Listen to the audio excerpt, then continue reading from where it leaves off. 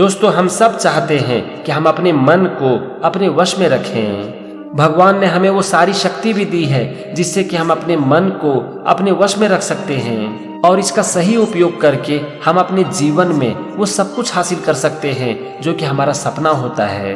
लेकिन चाहते हुए भी हम अपने मन को अपने वश में क्यों नहीं रख सकते हैं?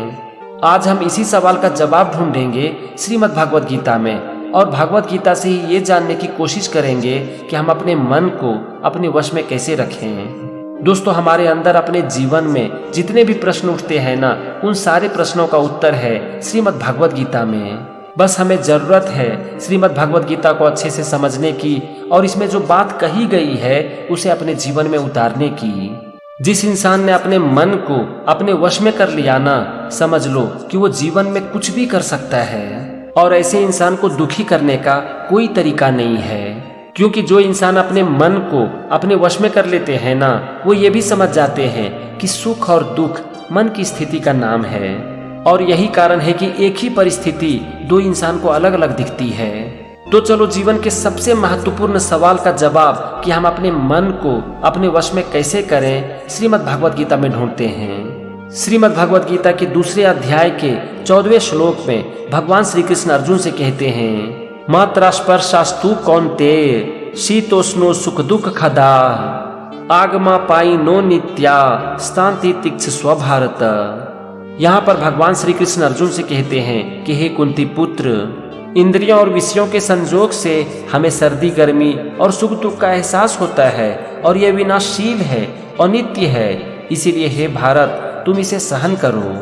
यहाँ पर भगवान कह रहे हैं कि जब हमारी इंद्रियों का किसी भी चीज के साथ संपर्क होता है तो हमें कभी सर्दी गर्मी और कभी सुख दुख का एहसास होता है और ये सर्दी गर्मी सुख दुख स्थायी नहीं है, परमानेंट नहीं है, इसीलिए हे भारत तुम इसे सहन करो। दोस्तों, अगर हमारे जीवन में सब कुछ अच्छा चल रहा होता है तो उस समय हमें यही लगता है कि हम जो चाहे वो कर सकते हैं। लेकिन हमारे मन की असली परीक्षा तब होती है जब हमारे जीवन में वैसा नहीं होता है जैसा कि हम चाहते हैं। उस समय हमारा मन इतना विचलित हो जाता है कि हमें लगने लगता है कि जीवन बर्बाद हो चुका है, जीवन में सब कुछ तहस नहस हो चुका है।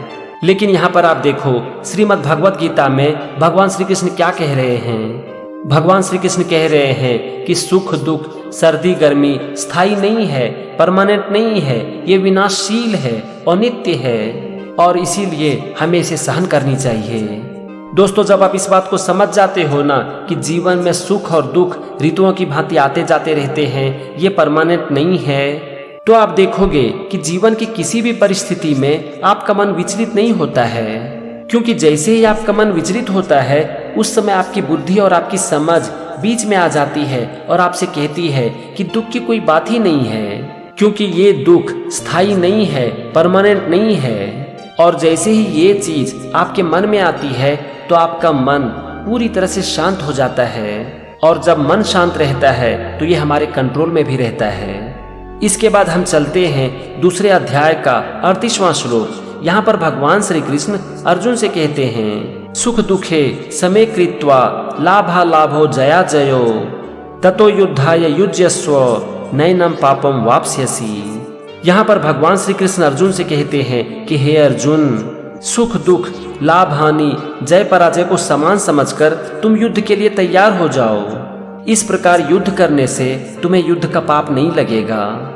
दोस्तों, यहाँ पर भगवान श्री कृष्ण हम सब से कह रहे हैं कि हमें अपने जीवन में सुख दुख लाभ हानि और जय पराजय को एक समान समझकर अपने कर्म को करना चाहिए। लेकिन जरा सोचो कि क्या हम अपने जीवन में ऐसा करते हैं? हम अपने जीवन में ऐसा नहीं करते हैं। हमारे मन की स्थिति सुख और दुख में बिल्कुल अलग अलग होती है।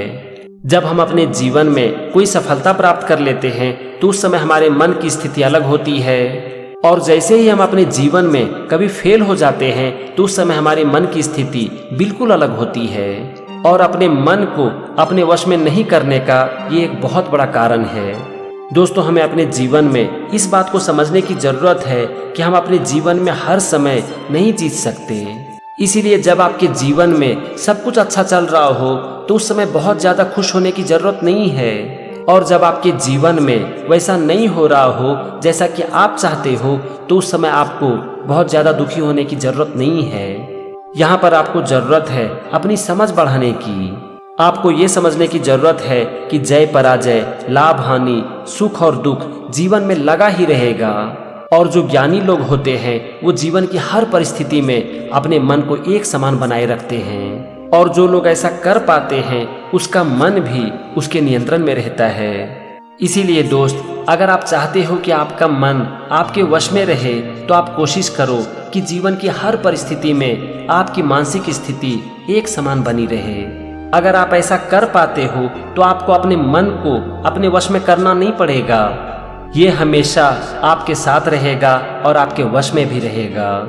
अब यहाँ पर हम लेते हैं श्रीमद् भगवद गीता के दूसरे अध्याय का 51वां श्लोक। यहाँ पर भगवान श्री कृष्ण अर्जुन से कहते हैं, कर्मजं बुद्धि युक्ता ही फलम त्यक्त्वा मनीषिणः जन्म बंध विनिर्मुक्ताः पदम गच्छन्ति नामयम्। यहाँ पर भगवान श्री कृष्ण अर्जुन से कहते हैं कि हे अर्जुन, समबुद्धि से युक्त ज्ञानी जन कर्मों के फल को त्याग कर जन्म के बंधन से मुक्त हो जाते हैं और वो निर्विकार परम पद को प्राप्त कर लेते हैं। दोस्तों, अब जरा आप सोचो कि जो परम पद को प्राप्त कर लेते हैं यानी कि परमात्मा को प्राप्त कर लेते हैं, क्या उसका मन कभी भी विचलित हो सकता है?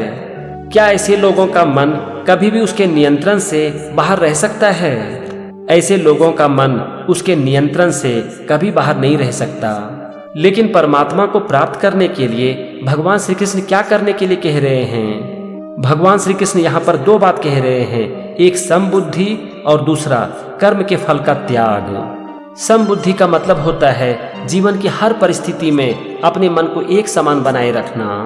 तो यहाँ पर भगवान कह रहे हैं कि परमात्मा की प्राप्ति के लिए हमारे मन की स्थिति हर समय एक समान बनी रहनी चाहिए। और ऐसा तभी संभव है जब हम अपने कर्म के फल को पूरी तरह से त्याग दें। दोस्तों, श्रीमद् भगवद गीता में भगवान श्री कृष्ण ने बहुत बार ये बात कही है कि हमें अपने कर्म के फल का त्याग करना चाहिए, क्योंकि एक इंसान के हाथ में सिर्फ कर्म करना होता है, कर्म का फल कभी भी इंसान के हाथ में नहीं होता। आप जरा सोचो कि जो चीज हमारे हाथ में नहीं है, अगर हम उसके ऊपर ध्यान दें तो हमारा मन शांत कैसे रह सकता है? और जब हमारा मन शांत ही नहीं रहेगा तो फिर ये हमारे नियंत्रण में कैसे रह सकता है?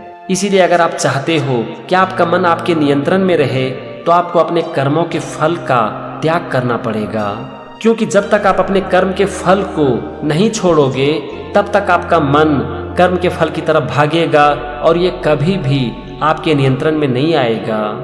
इसीलिए अगर आप अपने मन को अपने वश में करना चाहते हो तो अपने कर्म को करो और कर्म के फल को पूरी तरह से त्याग दो। अपने मन को अपने वश में करने के लिए अब हम यहाँ पर लेते हैं श्रीमद् भगवद गीता के दूसरे अध्याय का 58वां श्लोक। यहाँ पर भगवान श्री कृष्ण अर्जुन से कहते हैं, यदा संहरते चायम कुर्मोंगानीव सर्वशः इंद्रियान इंद्रियार्थेभ्यः तस्य प्रज्ञा प्रतिष्ठिता। इस श्लोक में भगवान श्री कृष्ण अर्जुन से कहते हैं कि हे अर्जुन, जिस प्रकार से कछुआ अपने अंगों को सब ओर से समेट लेता है, उसी प्रकार से जो मनुष्य इंद्रियों के विषयों से इंद्रियों को सब ओर से हटा लेता है उसका मन स्थिर हो जाता है। यहाँ पर भगवान कह रहे हैं कि जब एक मनुष्य अपने इंद्रियों को चीजों से हटा लेता है तो फिर उसका मन स्थिर हो जाता है। दोस्तों, अगर हम चाहते हैं कि हमारी बुद्धि स्थिर हो, हमारा मन स्थिर हो, तो सबसे पहले हमें जरूरत है चीजों से अपने इंद्रियों को हटाने की।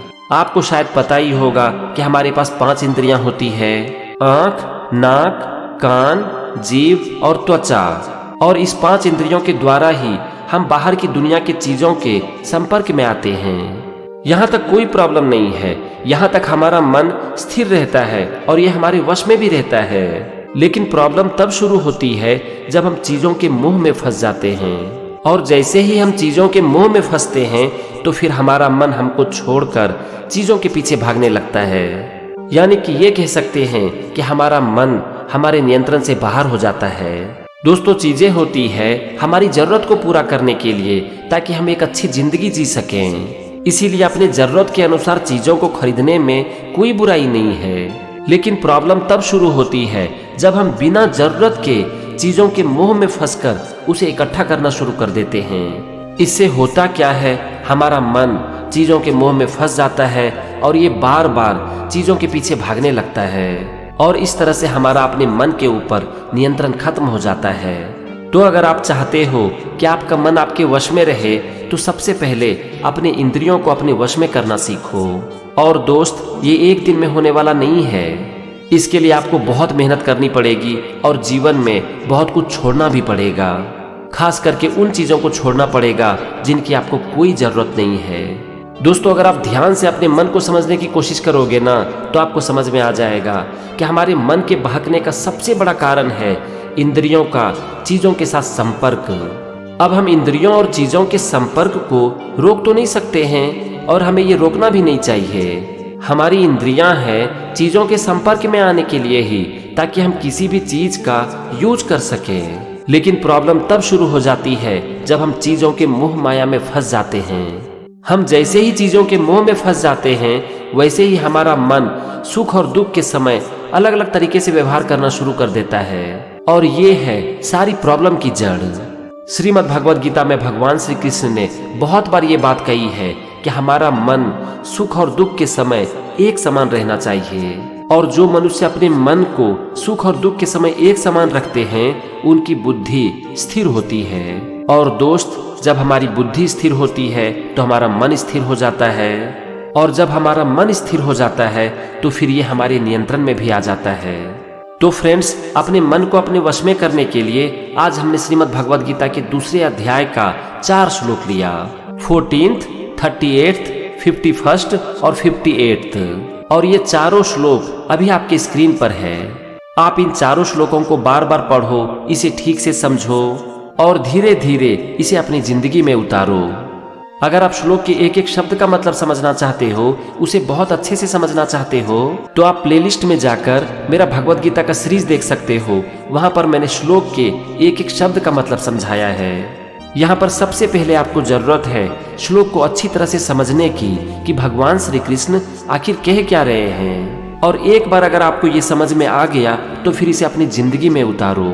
फिर आपको कभी भी अपने मन को वश में करना नहीं पड़ेगा, क्योंकि आपका मन आपको कभी छोड़कर नहीं जाएगा। ये हमेशा आपके साथ ही रहेगा। तो चलो, आज के वीडियो में बस इतना ही। मिलते हैं फिर से किसी नए टॉपिक के साथ। तब तक अपने मन का ख्याल रखो और इसे हमेशा अपने वश में रखने की कोशिश करो। फिर देखो, आपकी जिंदगी खुशियों से भर जाएगी और आपका मन हमेशा शांत रहेगा।